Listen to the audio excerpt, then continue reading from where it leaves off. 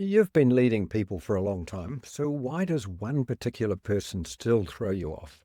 Not a new hire, not someone junior, someone that you should, by now, know exactly how to handle.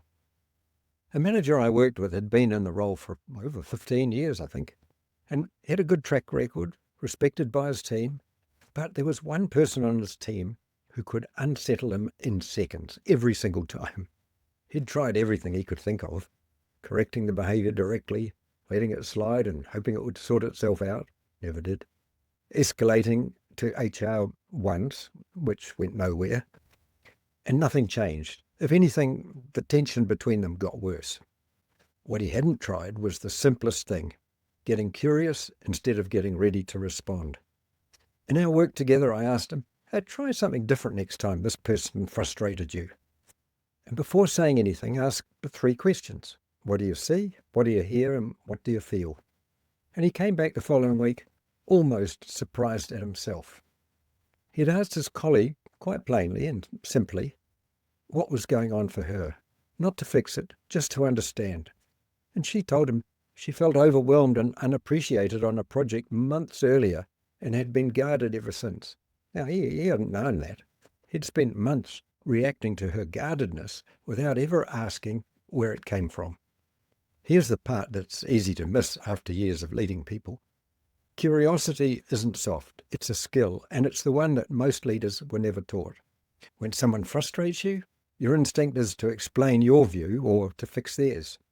Curiosity asks you to do something even harder, to pause, to find out what it is that they see and what they hear and how that makes them feel before you say a word about your own view.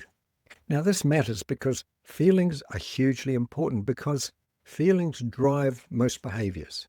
And when you see someone is upset, or even more so when they share what they're feeling, their feelings need to be acknowledged. Name them without judgment, without trying to fix them, because feelings, while very important, are not facts. Acknowledging them doesn't mean you agree with them or necessarily understand them. It just means that you see this as what the other person is feeling and you say that. Something like, "Seems like this has been really hard for you." Or you could say, "That did hurt you a lot, didn't it?" Or, "You've carried this for a long time." Now, once you acknowledge their feelings without any sense of judgment or trying to fix them, they stop needing to bang away at you until you do notice what they're feeling. It's then that the actual conversation can start. This is why so many experienced leaders still hit a wall with certain people, even after decades in the role.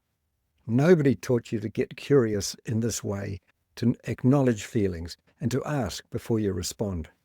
You were taught to have answers, and curiosity asks you to delay your answer just long enough to understand the question underneath, what that person is trying to tell you. One of the managers on the conflict-free leadership program tried this and came back the following week and he said, "I've come up with a realization," he said. "Curiosity kills criticism." What a great line. Curiosity kills criticism. It sure does. And it opens up the opportunity for better conversations. And here's something worth sitting with.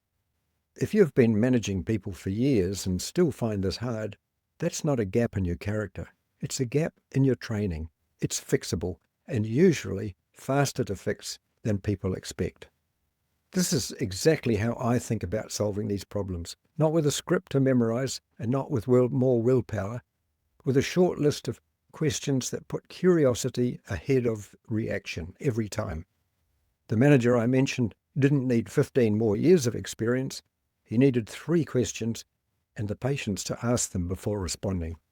Once he had that, the tension with his colleague started easing within weeks, not years. So this is how I think about solving these problems, and you can try it this week. Before you respond to the person who frustrates you most, ask what they see, what they hear, and what they feel. Just ask and acknowledge. Don't try to fix anything yet. So stay tuned. Next week I'll show you exactly where this leads. I'm John Fazandia, and thanks for watching.